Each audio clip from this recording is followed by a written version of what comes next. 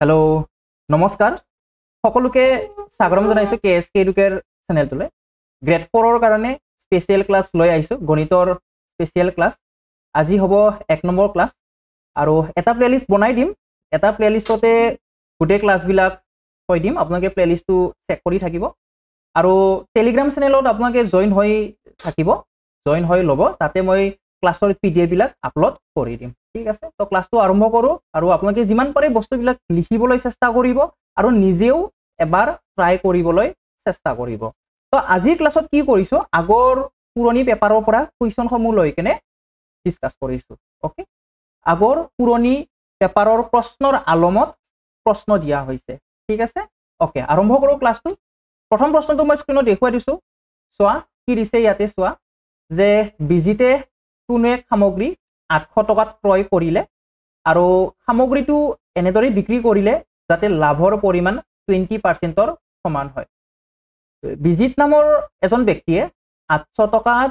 কিবা এটা বস্তু কিনি আনিছে কিনি আনি কিনে বিক্ৰী কৰিব কেনেকুৱাকৈ বিক্ৰী কৰিব যাতে তেওঁৰ 20% লাভ হয় তো ইয়াতে একো শব্দ নাই সোৱা লাভৰ পৰিমাণ 20% দিয়া আছে এই লাভৰ পৰিমাণটো ক্ৰয় কৰা মূল্যৰ ওপৰত হ'ব নে বিক্ৰী মূল্যৰ ওপৰত হ'ব এই বস্তুটো আমাক প্ৰশ্ন দিয়া নাই যদি নিদিয়ে দেন আমি কি কৰিব লাগিব ক্ৰয় কৰা দামৰ ওপৰত ল'ব লাগিব সো কি হ'ব ক্ৰয় কৰিছে ক্ৰয় কৰা দাম কষ্ট প্ৰাইস ইংৰাজীত সেই কাৰণে আমি সিপি বুলি লিখো কষ্ট প্ৰাইস সিপি বুলি লিখো কিমান দিয়া আছে কোনো এক সামগ্ৰী 800 টকাত ক্ৰয় কৰিলে তাৰ মানে 800 টকাত কিনি আনিছে 800 টকাটো হৈছে কিনি অনা দাম প্রফিট হৈছে 20% এই 20% প্রফিট টু কার উপৰত লাগিব সিপিৰ উপৰত লাগিব ঠিক আছে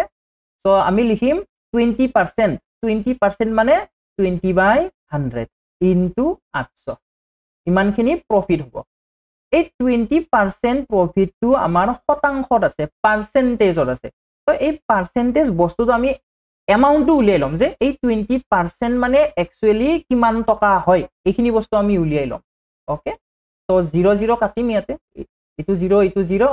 এটো 0 এটো 0 কাটি দিলো তেতিয়া কিমান থাকিলে 20 পূৰণ 8 20 8 গুণ হৈছে 160 টকা লাভ হৈছে 160 টকা লাভ লৈ কেনে বিক্ৰী কৰিব লাগিব তো বিক্ৰী কিমান টকাত কৰিব লাগিব কিনি আনিছিলে 800 টকাত লাভ লব 160 টকাত তাৰ মানে বিক্ৰী কৰিব লাগিব কিমান টকাত 960 টকাত বিক্ৰী কৰিব লাগিব option C to correct answer হৈ যাব প্ৰশ্নত আপোনাৰ প্ৰফিট এমাউন্টটো পাৰ্সেন্টেজত দিয়া থাকে তো ইমান পাৰ্সেন্টেজ মানে কিমান টকা হয় এইখিনি বস্তু আমি প্ৰথমতে উলিয়াই লব লাগিব আমি উলিয়াই ললো ইয়া পূৰণ কৰি কিনে উলিয়াই ললো 20% মানে 20/100 পূৰণ কৰিলো 800 টকাৰ লগত ঠিক আছে তো এনেকে আমি 160 টকা পালো 160 টকা লাভ লব লাগিব সো কিমান টকাত বিক্ৰী কৰিব লাগিব যিমান টকাত কিনি আনিছে তাতকে বেছি টকাত বিক্ৰী কৰিব লাগিব তেতিয়াহে লাভ হ'ব তো সেই কাৰণে আমি প্লাস কৰি দিলো আৰু যদি লোকসান হৈ যায় তেতিয়া আমি মাইনাস কৰি দিম ঠিক আছে okay option C to correct হয় নেক্সট কোৱেশ্যনটো লৈকে আমি আগবাঢ়ি যাম এইবাৰ আহিছো দ্বিতীয় প্ৰশ্নটোলৈ সেই একে প্ৰশ্নই হয় কিন্তু ইয়াতে জাস্ট এটা শব্দ বেছিকে আছে আৰু কি শব্দ হয় কোৱেশ্যনটো ভালদৰে চোৱা বুজি পাবা বিজিতে কোনো এক সামগ্ৰী 800 টকাত ক্ৰয় কৰিলে মানে 800 টকাত কিনি আনিছে সামগ্ৰীটো এনেদৰে বিক্ৰী কৰিলে যাতে লাভৰ পৰিমাণ বিক্ৰী মূল্যৰ 20% ৰ সমান হয় সামগ্ৰীবিধৰ বিক্ৰী মূল্য হৈছে 800 টকাত কিনি আনিছে কিন্তু এইবাৰ যি প্ৰফিট যে লব 20% এই প্ৰফিটটো আমি বিক্ৰী মূল্যৰ ওপৰত হিসাব কৰিব লাগিব বিক্ৰী মূল্যৰ ওপৰতহে আমি হিসাব কৰিব লাগিব কাৰণ বিক্ৰী মূল্য শব্দটো আছে যদি এই বিক্ৰী মূল্য শব্দটো নাথাকে তেতিয়া ক্ৰয় মূল্যৰ ওপৰত হিসাবটো হ'ব ওকে আশা কৰো বুজি পাইছে ইয়াতে বিক্ৰী মূল্য আছে কাৰণে বিক্ৰী মূল্যৰ ওপৰত হিসাব কৰিব লাগিব ক্ৰয় মূল্যৰ ওপৰত নহয় অলপ আগতে যি কৰিলো তাতে বিক্ৰী মূল্যটো নাছিল কাৰণে আমি ক্ৰয় মূল্যৰ ওপৰত কৰিছো ওকে তো চোৱা বিক্ৰী মূল্য আমি গম নাপাওঁ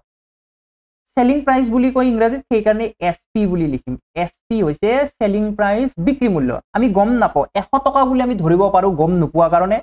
বা 100% বুলি ধৰিব পাৰা ঠিক আছে মই 100% বুলি ধৰি লৈছো বিক্ৰী মূল্য হৈছে 100% আমি ইয়াতে বিক্ৰী মূল্য উলিয়াব লাগে আৰু বিক্ৰী মূল্যটো হৈছে শতাংশত 100%। ওকে, লাভ হৈছে কিমান, প্ৰফিট হৈছে কিমান, প্ৰফিট পি হৈছে 20%। এতিয়া কনসেপ্টটো কি হয় চোৱা, কনসেপ্টটো কি, কনসেপ্টটো সেইটো হৈছে যিটো মূল্যত কিনি আনিবা তাৰে লগত মই যদি প্ৰফিটটো যোগ কৰি দিও তেতিয়া মই সেলিং প্ৰাইস পাই যাও, কিনি অনা দামৰ লগত লাভৰ পৰিমাণটো যোগ কৰিলে বিক্ৰী মূল্যটো পাই যাও। ওকে, এইটো হৈছে কনসেপ্টটো, ভালদৰে মনত ৰাখিবা। ওকে, ঠিক আছে, বুজি পাইছানে? এতিয়া চোৱা ইয়াৰ পৰা যদি মই পি টো যদি ৰাইট সাইডত লৈ আহো তেতিয়া কিমান হৈ যাব, সিপি is equal to SP minus P হবনে? যদি মই এই পি টো ৰাইট সাইডত লৈ আহো, ইফালে যদি লৈ আহো হৈ যাব। তাৰ মানে কি সেলিং প্ৰাইসৰ পৰা যদি মই প্ৰফিটটো মাইনাস কৰি দিম তেতিয়া মই কস্ট প্ৰাইস পাই যাম। এইখিনি হৈছে কনসেপ্ট, এইখিনি ভালদৰে গুৰুত্ব দিবা। ওকে, তো এতিয়া চোৱা মই কি পালো, সেলিং প্ৰাইস পালো 100%, মানে ধৰি লৈছো এইটো, আৰু প্ৰফিটটো বাৰু প্ৰশ্নত দিয়া আছে 20%। সো মই যদি মাইনাস কৰি দিম সেলিং প্ৰাইসৰ পৰা প্ৰফিট যেতিয়া মাইনাস কৰি দিম কি পাও, ইফালে কি পাইছিলো চোৱা, সেলিং প্ৰাইসৰ পৰা প্ৰফিটটো মাইনাস কৰিছো কি পাইছো, কস্ট প্ৰাইস পাইছো। অৰ্থাৎ সিপি মানে কিমান হৈ যাব, 100 পৰা 20 গলে 80 হৈ যাব। এইখিনি গোটেইখিনি আমাৰ শতাংশত হয়, হিসাবটো কিহত হয়, শতাংশত হিসাব হয়। ওকে, এতিয়া চোৱা প্ৰশ্নটোত কৈছে যে কিনি অনা দামটো 800 টকা হয়, কিনি অনা দামটো কি হয়, 800 টকা হয়, কিনি অনা দামটো কিমান হয়, 800 টকা হয়। তাৰ মানে 800 টকা মানে কিমান শতাংশ হ'ব, 800 টকা মানে হৈছে 80%। কেনেকে গম পালো চোৱা, কেনেকে গম পালো চোৱা, কস্ট প্ৰাইস 80% আৰু প্ৰশ্নত দিয়া আছে কস্ট প্ৰাইস 800 টকা, কিনি অনা দামটো 800 টকা হয়, সেই কাৰণে 80% মানে 800 টকা, 80% মানেই 800 টকা। সো 1% মানে কিমান হ'ব, ইয়াৰ পৰা 1% মানে কিমান হৈ যাব, 800 আমি 80 ৰে হৰণ কৰিব লাগিব, 0 0 কাটিলো, 80 8 ৰে হৰণ কৰিম, 8 দুগুণ 80, অৰ্থাৎ আমি 1% মানে 10 টকা পাম, 1% মানে 10 টকা পাম। এতিয়া চোৱা প্ৰশ্ন যে উলিয়াব দিছে কি, যে সামগ্ৰী বিধৰ বিক্ৰী মূল্যটো উলিয়াব দিছে। বিক্ৰী মূল্য মানে আমি কি ধৰিছিলো, বিক্ৰী মূল্য এসপি 100%। ওকে, তো 100%ৰ মূল্য কিমান হ'ব, এতিয়া চোৱা 100%ৰ মূল্য হৈছে 10 পূৰণ 100,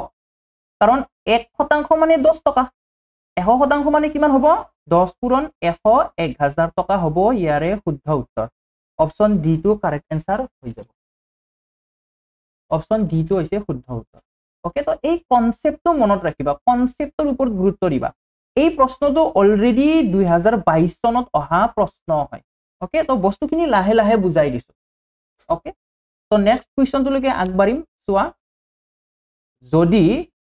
0.0625 ইয়াৰে বৰ্গমূল x স্কয়াৰৰ সমান হয় তেন্তে x ৰ মান কি হৈ যাব। ঠিক আছে, চোৱা ইয়াতে চোৱা প্ৰথমতে কি কৰিবা, দশমিকটো নাই বুলি ভাবিবা। দশমিকটো নাই বুলি যদি ভাবো আমি তেতিয়া বৰ্গমূলৰ ভিতৰত 625 হ'ব, যদি নাই বুলি ভাবো। ওকে, আৰু প্ৰথমতে শূন্য থাকিলেতো এইবিলাক লিখাই নহয়, হয়নে নাই? ঠিক আছে, বুজি পাইছা। এতিয়া চোৱা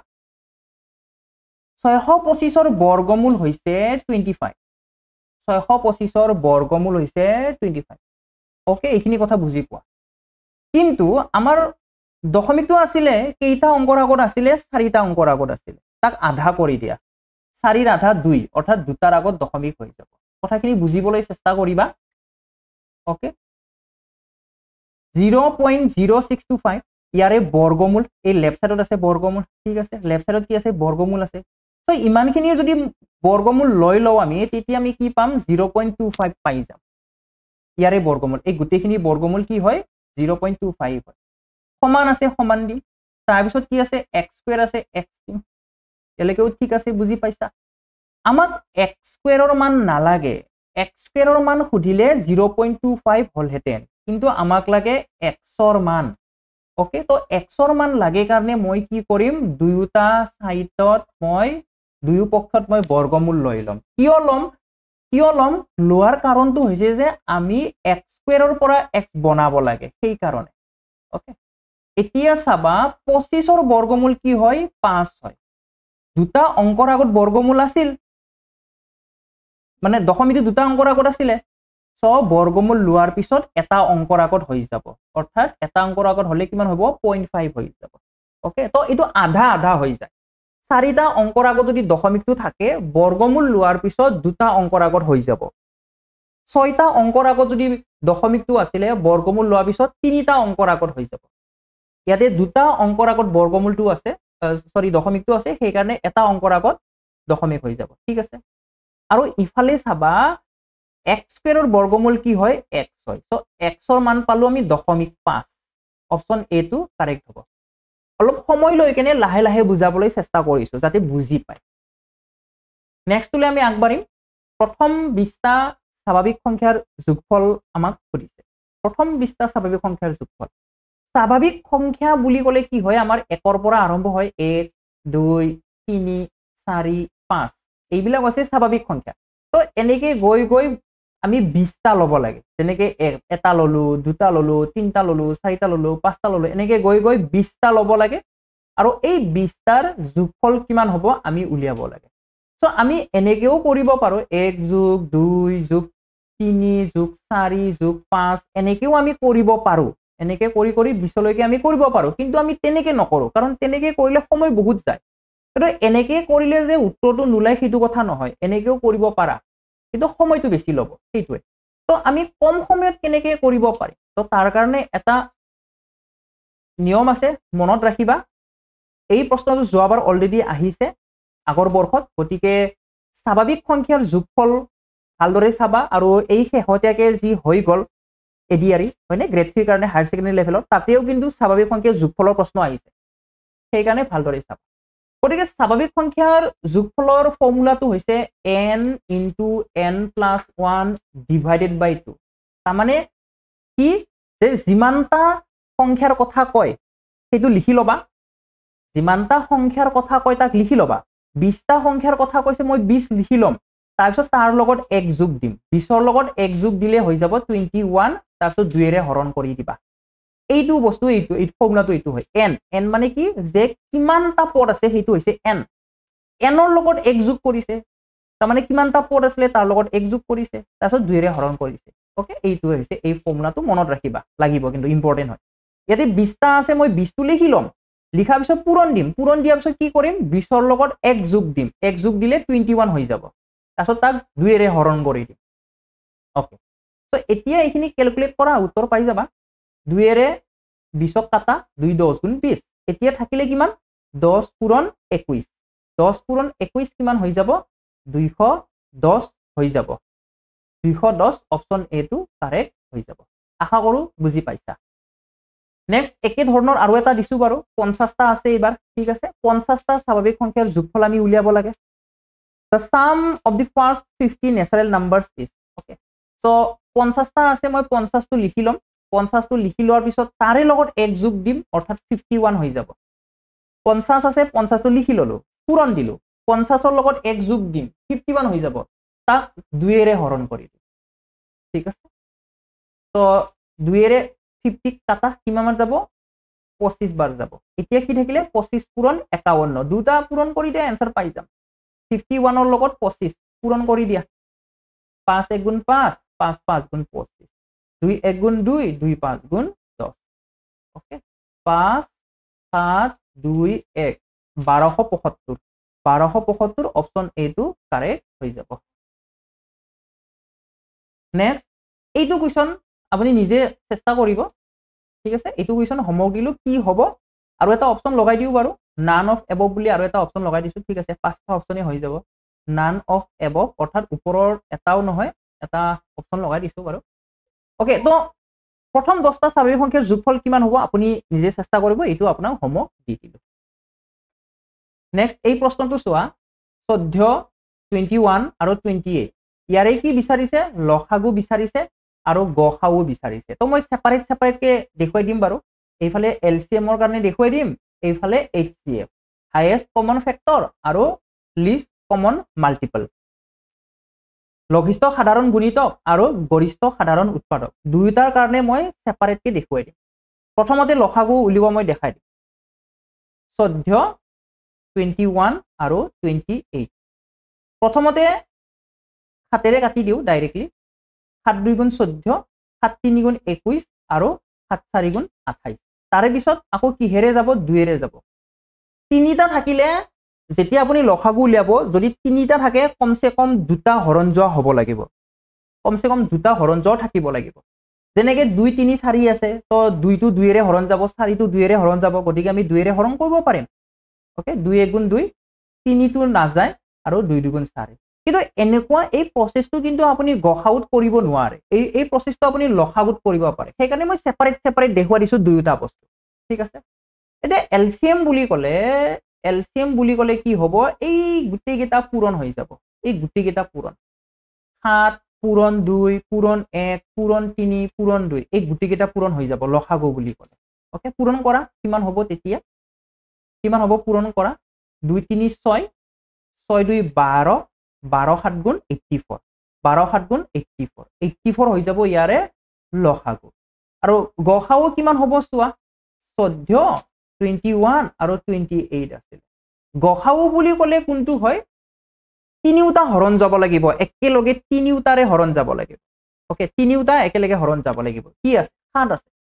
7 ৰে তিনিউটা হৰণ যায় 7 2 গুণ 14 7 3 গুণ 21 আৰু 7 4 গুণ 28 তিনিউটা হৰণ যাব লাগিব কিন্তু লসাগুত তিনিউটা নোযোৱাকে দুটা গলেও হৈ যায় দুটা গলে আমি হৰণ কৰিব পাৰো কিন্তু গসাউৰ ক্ষেত্ৰত নোৱাৰো গসাউত তিনিউটা হৰণ যাব লাগিব যদি তিনিটা আছে যদি চাৰিটা আছে চাৰিটা হৰণ যাব লাগিব ওকে ঠিক আছে বুজি পাইছা তো ইয়াৰে গসাউ কিমান হল গসাউ বুলি ক'লে কি সংখ্যাৰে হৰণ গৈছিল সেইটো হৈছে গসাউ কি সংখ্যাৰে তিনিউটা হৰণ গৈছিল 7 ওকে তো প্ৰথমতে কি আছে চোৱা 84 আৰু 14 আছে এইটো আমাৰ এনসাৰ নহয় কোনটো এনসাৰ হ'ব অপচন সি টো এনসাৰ হৈ যাব কাৰণ চোৱা 84 আছে এইটো হৈছে লসাগু আৰু 7 আছে এইটো হ'ব গসাউ আশা কৰিছো আপুনি ধৰিব পাৰিছে নেক্সট কুৱেশ্যন এই কুৱেশ্যনটো অলৰেডি পৰীক্ষাত আহা প্ৰশ্ন হয় সিম্পলিফিকেশনৰ হয় সৰল কৰাৰ হয় একদম ইজি হয় ঠিক আছে একদম ইজি হয় বদমাছ ৰুলটো এপ্লাই কৰি দিলে হৈ গল একদম সহজ হয় ভালদৰে চাবা আমাক মান উলিয়াবলৈ দিছে 18 বিয়োগ এটা ব্ৰেকেট দিছে 6 বিয়োগ আৰু এটা ব্ৰেকেট দিছে 4 বিয়োগ আৰু এটা ব্ৰেকেট দিছে 8 যোগ 3 পৰীক্ষাত আহা প্ৰশ্ন হয় তো কি কৰিবা প্ৰথমতে এইটো ব্ৰেকেটৰ কাম কৰিবা তাৰে পিছত এইটো ব্ৰেকেট তাৰে পিছত এইটো ব্ৰেকেট ঠিক আছে আমি বদমাছ ৰুলটো আমি এপ্লাই কৰিম তো প্ৰথমতে কিহৰ কাম আহিব ব্ৰেকেটৰ কাম আহিব ব্ৰেকেটৰো যেহেতু বহুতকেইটা ব্ৰেকেট আছে তো এই চন্দ্ৰ বন্ধনীটোৰ কাম আমি প্ৰথমতে কৰিব লাগিব ঠিক আছে মানে ভিতৰত থকাৰ পৰা আমি বাহিৰলৈকে উলাই আহিব লাগিব চাবা প্ৰথমতে আমি এই ব্ৰেকেটৰ কামটো কৰিম 8 3 কি হৈ যাব 11 হৈ যাব স্টেপ বাই স্টেপ লিখি দিছো বাৰু 18 বিয়োগ 6 বিয়োগ তাৰপিছত ব্ৰেকেট আছে দিলো 4 বিয়োগ এই ভিতৰৰ ব্ৰেকেটটোৰ কামটো প্ৰথমতে কৰিম 8 3 11 ওকে তো নেক্সট স্টেপ কি হৈ যাব 18 বিয়োগ 6 বিয়োগ তাৰপিছত এই ব্ৰেকেটৰ কামটো প্ৰথমতে কৰিব লাগিব কি হ'ব তেতিয়া 4 বিয়োগ 11 ডাঙৰটোৰ পৰা সৰুটো বিয়োগ কৰিম 11 পৰা 4 বিয়োগ কৰিম কি পাম 7 পাম মই ইয়াতে 7 লিখিম কিন্তু 7 টো কি হয় 7 টো মাইনাস হ'ব কিয় কাৰণ ডাঙৰৰ আগত মাইনাস আছে এনেকুৱা চোৱা 4 minus 11 কিমান হৈ যাব -7 হৈ যাব ওকে তো মই ইয়াতে মাইনাস ওকে মাইনাস দিলো তেতিয়া কি হল আগত এটা মাইনাস আছে এই মাইনাসটো এইটো মাইনাসটো হয় এইটো মাইনাসটো এইটো হয় ওকে আৰু এই 11 ৰ আগত থকা মাইনাসটো এইটো হয় তো দুটা মাইনাস হল আগত তো এই দুটা লগ লাগিলে মাইনাস মাইনাস লগ লাগিলে কি হৈ যাব প্লাস হৈ যাব মাইনাস মাইনাস লগ লাগি কি হৈ গল প্লাস হৈ গল 18 আছে 18 দিম বিয়োগ আছে বিয়োগ দিম এতিয়া এই ব্ৰেকেটৰ ভিতৰৰ কামখিনি কৰা 6 যোগ 7 6 7 কিমান 13 ওকে এতিয়া 18 পৰা 13 বিয়োগ কৰিলে কি হৈ যাব 5 হৈ যাব অপচন সি টো কাৰেক্ট হৈ যাব তো বস্তুখিনি মই লাহে লাহে দেখুৱাই দিছো লাহে লাহে যাতে বুজি পায় আপুনি নেক্সট আৰু নাই আজিৰ সেশনটোত ইমানখিনিয়ে আছিল তো আশা কৰো আপোনালোকে সকলোৱে বুজি পাইছে লসাগু আৰু গসাগু ভালদৰে চাব স্বাভাৱিক সংখ্যাৰ যোগফল ভালদৰে চাব সকলোৱে ভালদৰে চাব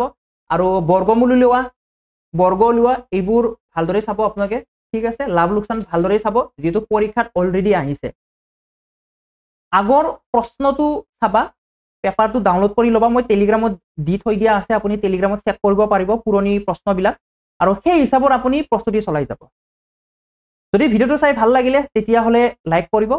শ্বেয়াৰ কৰিব বন্ধু বান্ধৱীৰ সৈতে আৰু যদি চেনেলটো ছাবস্ক্ৰাইব কৰা নাই ছাবস্ক্ৰাইব কৰি লৈ ল'ব শেষলৈ চোৱাৰ বাবে ধন্যবাদ